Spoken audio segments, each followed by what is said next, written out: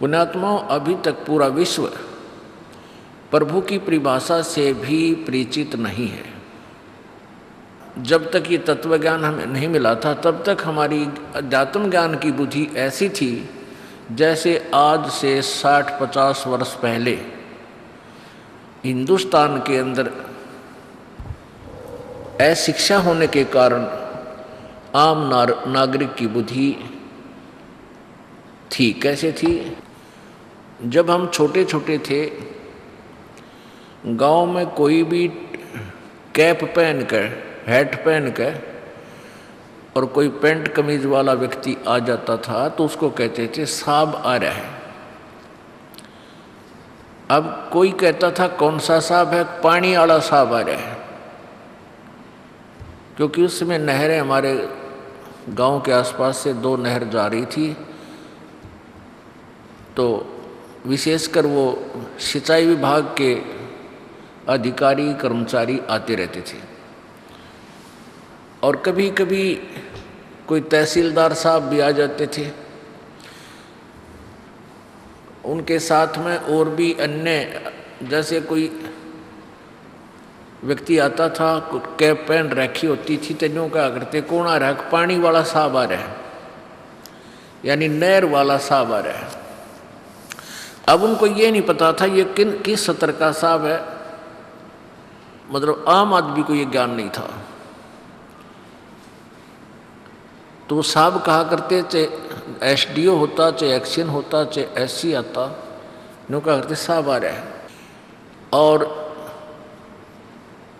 पटवारी को एक supreme power मान रखी थी, माना करते पटवारी को ही वो सब महत्व देते थे। पटवारी ये मामले हमारा सबसे बड़ा साहब है, इसका गवजाने ना थे, क्योंकि गुलाम देश था, अंग्रेज लोग मनमानी किया करते थे। वो यही चाहते थे कि इनकी जनता शिक्षित ना हो और तुम्हारा दाव लगा रहे। यही काल भगवान का विधान है, वो ये चाहता है कि इनको तत्व ज्ञान ना हो और तेरा दाव लगा रहे, ये तेरे जाल में फंसे रहे। लेकिन अब समय आ गया है इस ज्ञान की आज़ादी का। अब ये आज़ादी स्वतंत्रता होकर रहेगी, क्योंकि परमात्मा कबीर जी का आदेश है और उस परमात्मा के आदेश को मोड़ नहीं सकता, रोक नहीं सकता। और कोई बाधा बनने की चेष्टा करेगा तो अपना काम बिगाड़ेगा, पाप का भागी बनेगा, इसको नहीं रोक सकेंगे। वो तो ऐसा होगा जैसे ट्रेन की पटड़ी पे, रेल की पटड़ी पे कोई अंधा गधा खड़ा हो और खुड़का दुड़का सुनकर वो ने सोचा कौन आ गया तुझे डिस्टर्ब करने के लिए।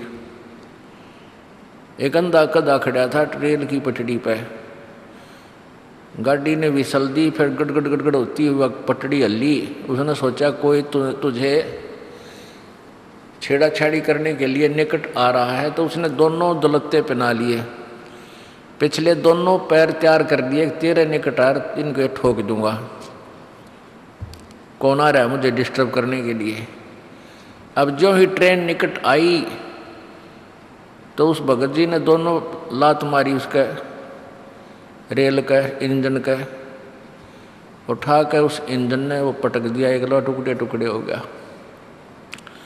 तो परमात्मा के मार्ग में बाधा करना वही व्यक्ति कर सकता है जो अंधे गधे जैसा होगा। उसकी दशा क्या होगी वो समय बताएगा।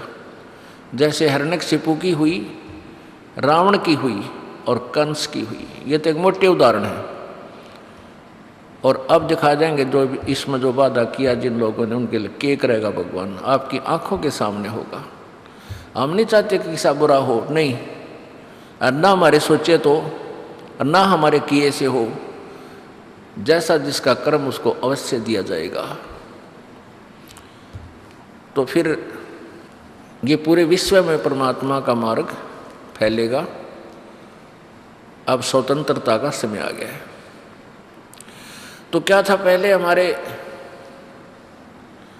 ऐसी स्थिति थी जैसे इस ज्ञान से पहले हम ब्रह्मा विष्णु महेश से ऊपर किसी को नहीं समझा करते। यही हमारे लिए सुप्रीम पावर थी और सपने में भी नहीं सोच सकते थे कि इन तो ऊपर कोई भगवान है। हमारे ज्ञान की ऐसी स्थिति थी जैसे एक बुढ़िया का लड़का, विधवा थी वह, उसका बच्चा उस बुढ़िया ने मेहनत मजदूरी करके पढ़ा दिया, लिखा दिया, वो तहसीलदार लाग गया। तहसीलदार की पोस्ट प्राप्त होगी उस बुढ़िया के बच्चे ने। अब वो लड़का तहसीलदार की पोस्ट को ज्वाइन करके घर में आया, अपनी माता से कहा, माँ आज आपकी मेहनत सफल होगी, आज तक आपने अपने बेटे की पढ़ाई लिखाई में बहुत कुछ मेहनत मजदूरी करके कष्ट उठाया। अरे माँ तू अपने प्रेम से रहिए, ठाठ से रहे, तेरा बेटा तहसीलदार लाग गया।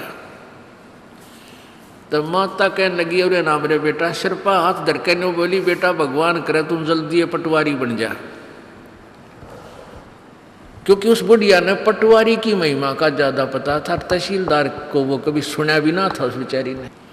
तो उस बुढ़िया ने तहसीलदार से बड़ा पटवारी दिखा था, जबकि तहसीलदार के नीचे तो बहुत और स्टाफ आ जाता है।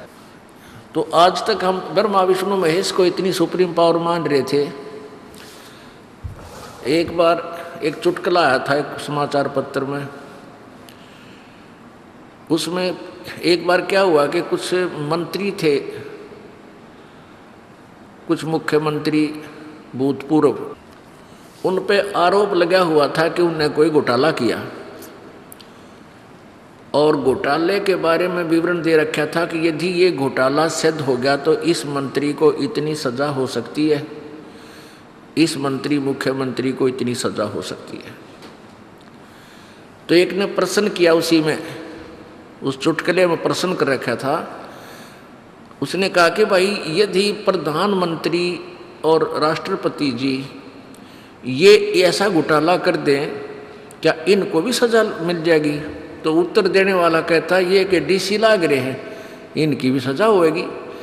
यानी प्रधानमंत्री राष्ट्रपति से भी हमारी सोच में जो पुराने शब्द थी, हम डीसी ने सबसे सुप्रीम मान रहे थे कि ये के डीसी लाग रहे हैं।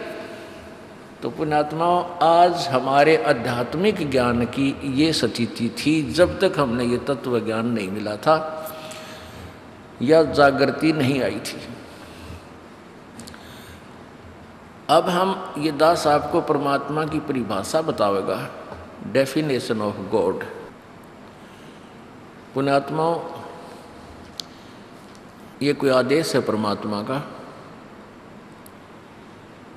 और रजा है प्रभु की कि आप पुण्यात्माओं के ऊपर इस तत्व ज्ञान के प्रचार के लिए इस दास को चुना गया। क्योंकि ये दास एक मजदूर व्यक्ति था, किसान के घर जन्म था, और किसान का काम इतना अनथक होता है, रात और दिन का उसने कोई चिंता नहीं। चाहे रात में भी पानी देने जाता है, दिन में हल जोतता है, पशु भी संभालता है। तो इसलिए इस दास के ऊपर ये भार आया, तो वही मजदूरी दास को मिल गई। और कितनी मेहनत करके रात और दिन आप देख रहे हो, यहाँ सुबह 6 बजे दास बैठ जाता है भक्तों के दुख सुख सुनने के लिए, परमात्मा के दरबार में अर्जी पहुंचाने के लिए, और शाम के 6 बज जाएंगे, 7 8 भी बज जाएंगे, 9 भी बज जाते हैं, 10 भी बज जाते हैं। दास अपनी जो आज्ञा दे रखी परमात्मा ने मालिक की, तो ये बोलना तो 2 घंटे में आदमी फ्यूज हो जाए जब मालिक की रजा ना होता है। ये गीत गान जाया करती हमारी माँ, और पहला किसी का ब्याह हो जाता, 2 दिन गीत गा गांधी, तीसरे दिन गला बैठ जाया करता इनका, बोले भी ना जाया करता। और यहाँ 18 घंटे बोलना पड़ता उस मालिक की कृपा से। और जो अन्य संत हैं उन्हें तो घिसी पिटी बात बतानी है, आपने सब ने पता है, राम ने ये करा, कृष्ण ने ये करा, सुदामा और कृष्ण की मित्रता, 5-4 कथा सुनाई, 2 घंटे पार बोले, लेकर चंदा अपना जाते रहे। और ये तो ए से लेकर जेड तक सारी कहानी समझानी पड़ रही है। जैसे एक लेक्चरर है या टीचर है, 8 घंटे ड्यूटी होती है, मेरे ख्याल में 4 घंटे नहीं बोलता वो, और लेक्चरर तो 50-60 हज़ार रुपये तनख्वाह लेते हैं। और ये दास 2 रोटी सुबह खावे, 2 सांझ में, और जिसा कपड़ा बच्चे दे देते हैं वो पहन लेते हैं, और 18 घंटे रोजाना 8-9 घंटे मालिक की चर्चा गुणगान और दुख सुख सुने जाते हैं। तो ये परमेश्वर की कृपा है कबीर भगवान की। और दास को ये मजदूरी मिल गई, दास को पता है कि ये मेहनत मजदूरी मुझे क्या मिलेगा इसका, यहाँ का पैसा तो यहीं रह जाएगा, ये हमने सतलोक की शक्ति मिलेगी, वहाँ की माया मिलेगी जहाँ हमने जाना चाहते हैं। दास को यही मजदूरी मिली है तो दास इसमें कमी नहीं छोड़ेगा, क्योंकि पता है कि मजदूरी में थोड़ी सी भी आलस किया तो राम रूठ जाएगा, और राम रूठ गया फिर हमारे पास क्या रह जाएगा। हमने राम नहीं रूठने देना, अपना भगवान रुष्ट नहीं होने देना। तो इसी प्रकार पुण्यात्माओं, आप भी यहाँ आते हो, जैसा भी किसी की दाव लगे सेवा मजदूरी का अवश्य करनी चाहिए। खाना बनाना है, सर्विस करानी है, आज्ञा ले ले भाई, हम भी सेवा करना चाहते हैं। अगर नहीं आपका नंबर आता है, ज़्यादा सेवक हो जाते हैं और आपके हृदय में वो सेवा करने की इच्छा है तो आपकी सेवा होगी, क्योंकि आपकी चाह है कि मैं करूं, और एक कहे तभी ना उठे सेवा करने तो वो तो व्यर्थ में आ रहा है, उसके अंदर लगन नहीं है। तो ऐसे ही अपनी मजदूरी ने छोड़े निजड़ती पार बसावे, दाव लगाए रखे, ये लालच रखे, भक्ति का दाव लग जा भक्ति करे, दान का दाव लग जा दान करे, सेवा का दाव लगे सेवा करे। तो अपनी सब तरह से गिठड़ी बांध के और अपना धन मालिक के दरबार में लेकर चलाएंगे। तो परमात्मा की परिभाषा आपको बताई जा रही है कि जैसे राम होता है, राम का अर्थ, अब हिंदी में तो राम हम अपने हिसाब से राम को मानते हैं, एक असीम शक्ति है जो हमें सुख देती है, हमारे दुखों का निवारण करती है, जो हमें कंट्रोल करती है, हमारी रक्षा करती है, उसको हम राम बोलते हैं। दूसरे शब्दों में उसको भगवान भी कहते हैं, उसको हम परमात्मा भी बोल देते हैं। ये उसी शक्ति के उपमात्मक उपाधि के नाम हैं, और अन्य भाषाओं में उसी को अल्लाह भी कहते हैं, उसी को गॉड भी कहते हैं, उसी को रब भी बोलते हैं। ये रब, अल्लाह, गॉड, ये है क्या चीज़? अभी तक हमारे को जो भी लोकवेद अभी तक सुनाया गया था उसमें यही बताया गया था, परमात्मा निराकार है, वो कण कण में व्यापक है, वो किसी के समक्ष नहीं आता, वो दिखाई नहीं देता। हमने ये भी मान लिया। फिर हमें बताया गया कि ब्रह्मा विष्णु महेश परमात्मा है, भगवान है, इनकी ये तस्वीर है, चित्र है। हमने उनके चित्रों को भी रख लिया, सीने से लगाया और उनमें श्रद्धा लगाई। और जो साधना हम कर रहे थे उस साधना से हटकर क्या बताते थे कि मेडिटेशन करना चाहिए। मेडिटेशन में ध्यान लगाओ, ध्यान लगाने में क्या दिखेगा? कुछ तो दिखेगा। अब जिन्होंने मेडिटेशन किया कुछ दिखा नहीं, कोई कहे हमने घंटी सी सुन गई, कोई कहे हमने प्रकाश देख लिया, कहते भगवान कैसा है? भगवान तो निराकार है। फिर ब्रह्मा विष्णु महेश की मूर्तियां किस लिए रखे? फिर तो ये भगवान नहीं है। तो ऐसी हमारी निराधार सोच थी, निराधार हमारा ज्ञान था। अब इस तत्व ज्ञान से सब क्लियर हो जाएगा। राम कहो, साहेब कहो, अल्लाह कहो, देव कहो, गॉड कहो, ये शक्तिबोधक शब्द हैं। जैसे एक ब्रह्मांड में ब्रह्मा विष्णु महेश दुर्गा और ये ब्रह्म और 33 करोड़ देवता, 88,000 ऋषि, ये और 14 लोक और अन्य ये महास्वर्ग आदि, ये इसके अंदर व्यवस्था है। 9 लाख तारे, चांद, सूर्य, ये एक ब्रह्मांड के अंदर ऐसी व्यवस्था है।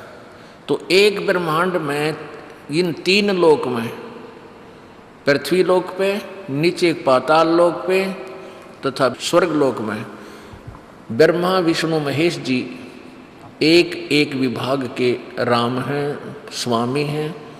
रजगुण विभाग के ब्रह्मा जी, सतगुण विभाग के विष्णु जी, तमगुण विभाग के शिव जी।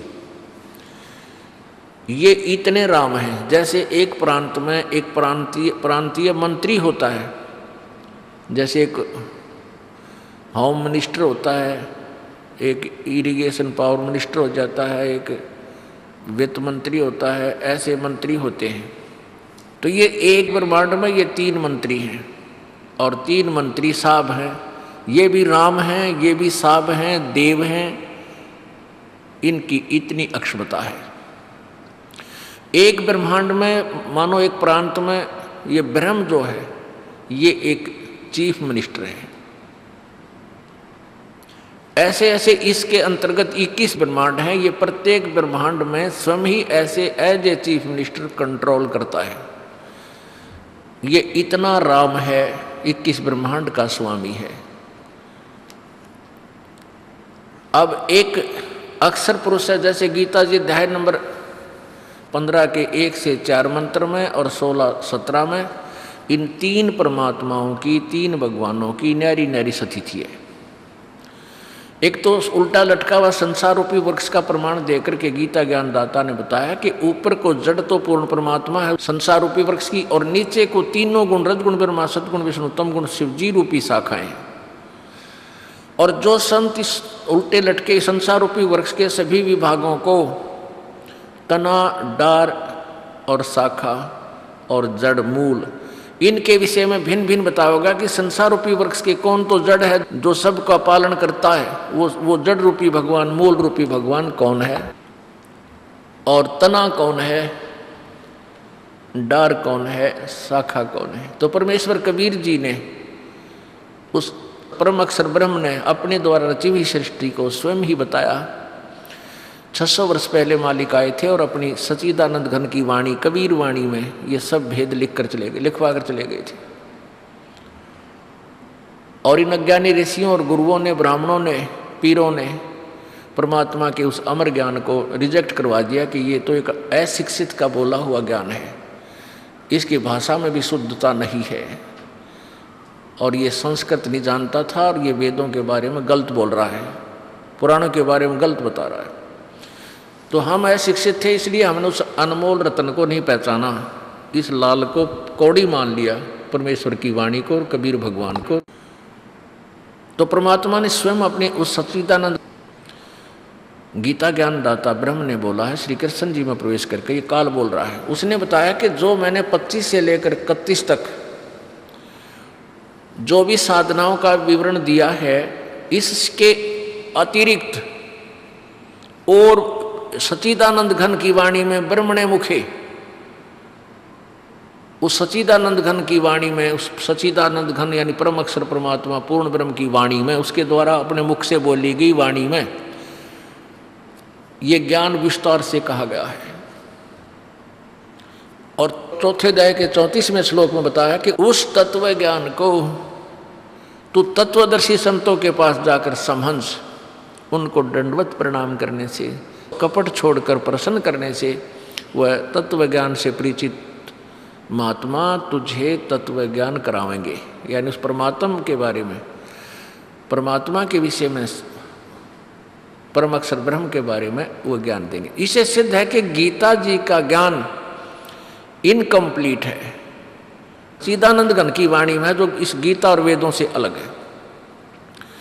अब यहाँ थोड़ी सी गड़बड़ कर रखी अनुवादकर्ताओं ने, इस ब्रह्मणे का अर्थ इन्होंने वेद लिख दिया। वेद की वाणी में, मुख्य माने तो वाणी ठीक है, मुख्य माने मुख्य परमात्मा के मुखारविंद से उच्चारित वाणी, और ब्रह्मणे का अर्थ इन्होंने कर दिया वेद। नहीं, ब्रह्म का अर्थ वेद नहीं होता कहीं पर भी। इन्होंने तत्व ज्ञान को ना समझ के शब्द कोशों में भी गड़बड़ कर दी और शब्दों के अर्थ भी गलत कर दिए, अनर्थ कर दिए। इन्होंने स्वयं अनुवाद किया गीता जी अध्याय नंबर 17 के श्लोक नंबर 23 में। उसमें लिखा है कि ओम तत्सत इति निर्देश ब्रह्मणे त्रिविध समर्थ है। वहाँ लिखा है कि उस सच्चिदानंद घन ब्रह्म यानी उस परम अक्षर ब्रह्म परमात्मा की साधना का, भक्ति का ओम तत्सत ये एक मंत्र है, इसी का सुमन करने का निर्देश कहा गया है। अब ओम तो ब्रह्म का है और तत् ये सत गुप्त मंत्र है, ये दास बताएगा, ये कोड वर्ड है, इसको कोई नहीं बता सकता, ना कोई दे सकता इन मंत्रों को। तो ओम तत्सत उस सच्चिदानंद घन ब्रह्म के पाने का ये 3 मंत्र का जाप है। तो यहां ब्रह्मणे का अर्थ इन्होंने ठीक लिखा है, सच्चिदानंद घन ब्रह्म। तो हम यहां गीता जी अध्याय नंबर 4 के श्लोक 32 में ब्रह्मणे का अर्थ हम सच्चिदानंद घन की वाणी समझें। तो सच्चिदानंद घन की वाणी में विस्तार से बताए गए हैं, उनको किसी तत्वदर्शी संत से जाकर समझ। यदि गीता जी का ज्ञान कंप्लीट होता तो 4 लाइन और लिख देता कि ये कितना नहीं जानने की जरूरत, मैं बता रहा हूं ऐसे कर ले। अपने सत्र का गीता जी में 20 स्थान पर लिखा कि ये तो मेरा मत है और ये वेद मत है। जो ब्रह्म का मत है वो इनकम्प्लीट है, अधूरा है, इसने अपनी अटकल लाई है। और जो वेद का मत गीता जी में लिखा है वो सही है। तो क्या बताया है कि वो सच्चिदानंद घन की वाणी में विस्तार से कहे। तो उस परमात्मा कबीर देव ने, उस परम अक्षर ब्रह्म ने 3 भगवानों की डेफिनेशन दास बताने जा रहा है। 3 परमात्मा इस ब्रह्मा विष्णु महेश से ऊपर और हैं। तो उसके लिए गीता जी अध्याय नंबर 8 के श्लोक नंबर 1 में अर्जुन ने पूछा कि प्रभु आपने जो गीता जी अध्याय नंबर 7 के श्लोक 29 में तत्ब्रह्म के बारे में बताया कि उस तत्ब्रह्म के विषय में जो जान लेता है और पूरे अध्यात्म ज्ञान को समझ लेता है, तो फिर वो व्यक्ति इस संसार की किसी वस्तु की डिमांड नहीं करता। वो तो केवल इस बुढ़ापे तक और मृत्यु से छूटने की कोशिश करता है। पुण्यात्माओं, इस मनुष्य जीवन का सबसे बड़ा दुश्मन ये वृद्धावस्था है। सबसे बड़ी पीड़ा है इसको ये वृद्धावस्था, इसके लिए गले का झाड़ है।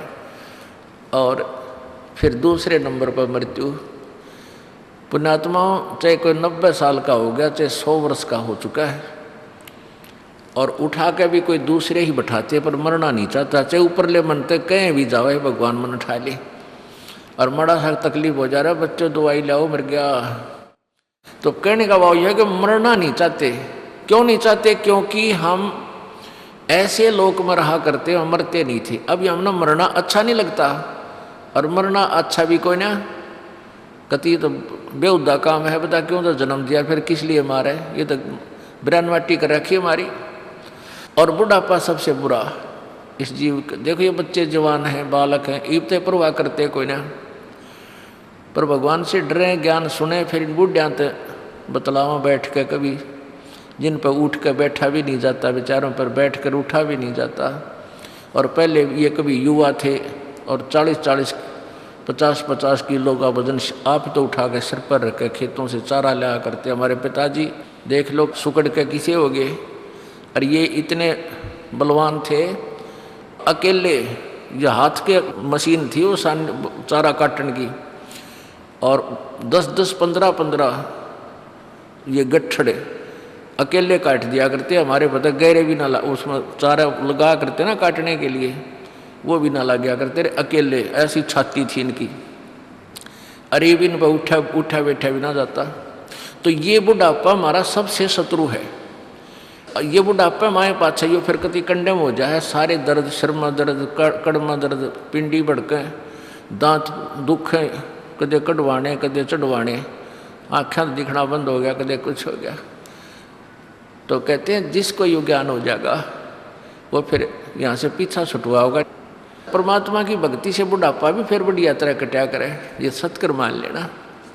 परमात्मा का सहयोग मिलने के बाद आपका वृद्धावस्था भी अच्छी तरह कटेगी। लेकिन जिन्हें पहले से शुरू कर रखा, इब आज कति कंडम हो लिया, उठा जाता ना बैठा जाता, इब नो के नाम लूँगा। नाम लेना तो अच्छी बात है, क्योंकि उससे बहुत सहयोग मिलेगा उसको। बुढ़ापे में भी नाम ले लेना चाहिए, चाहे कति अंतिम सांस रह रहा हो तो भी सारा मिलेगा, फिर मनुष्य जीवन मिल जाएगा उसको नेक्स्ट शीघ्र ही। और अब जुमा कति कंडम हो लिया, इब नाम लेना है हर नो का, मतलब 1 महीना हो गया नाम लिए, मृत को सारा ना लग गया। देखो फर्क लगा करे। अब जिसने 80 साल तक कति खोटे खोद लिए, सारे पाप करें हम, जब तक भगवान की भक्ति नहीं करते, चाहे हम बिल्कुल किसी का बुरा नहीं करते तो भी अच्छा एक नहीं करते। और पाप आपको बता, इस पृथ्वी ऊपर पग जो 12 करोड़ जीव एक दिन में मारे, ये पाप नारे लिखे जाते, चाहे हमने ना पता हो कि हम ये पाप कर रहे हैं, ये यहाँ का विधान है। लेकिन जो पहले से भक्त लगे हुए हैं और फिर उनकी वृद्धावस्था आवेगी, जब सच्चे जल लग रहे, डुप्लीकेट लगेंगे तो शायद फल मिलेगा। यानी सच्चे हृदय थे समर्पण करके डर का भगवान तो भक्ति करे, नियम रखे, फिर उनको बुढ़ापा दुखी नहीं कर सकता। ये गारंटीड बात है। चाहे किसी तरह करे परमात्मा उसकी सौ व्यवस्था कर देगा। अब बूढ़े आदमी नो सोचेंगे, कोई बूढ़ा व्यक्ति मान ले नाम लेना चाहे, नो सोचा भाई क्या बनेगा, हम तो बूढ़े हो गए। और महाराज जी भी कहें भाई जो कति लास्ट में नाम लेगा उसको तो विशेष लाभ नहीं मिलेगा। विशेष का तात्पर्य है कि देखो, एक तो आदमी 10 साल से भक्ति कर रहा है और एक जमा कति कंडम हो लिया, सब तरह के दुख पा लिया, वृद्धावस्था ली, फिर उसको कहते हैं ले नाम ले ले, तो कुछ दिन तक फिर भी आनाकानी करता हुआ व्यक्ति, क्योंकि उसको ज्ञान को नहीं वो परमात्मा के विषय में, तो फिर वो नाम ले भी लेता है तो वो श्रद्धा उसकी नहीं बन पाती। जैसे कहते हैं रण भक्ति और दान तीनों काम जवान। तो जो बुढ़ापे में अब इंसान कति कंडम हो रहा नाम लेगा तो उसको थोड़ा सा अभी समय लग जाएगा, भक्ति करने से सहारा तो मिलेगा, लेकिन जो पहले से भक्ति करते आ रहे हैं उनको आप देखना उनका चेहरा न्यारा खिला रहेगा और लाभ उसको भी होगा, लेकिन उनकी तुलना में इतना नहीं हो पाएगा, फिर भी सहारा मिलेगा।